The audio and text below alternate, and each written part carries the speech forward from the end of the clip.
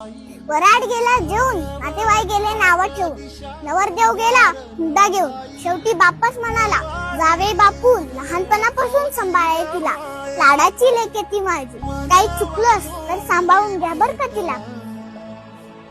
खेळ मांडला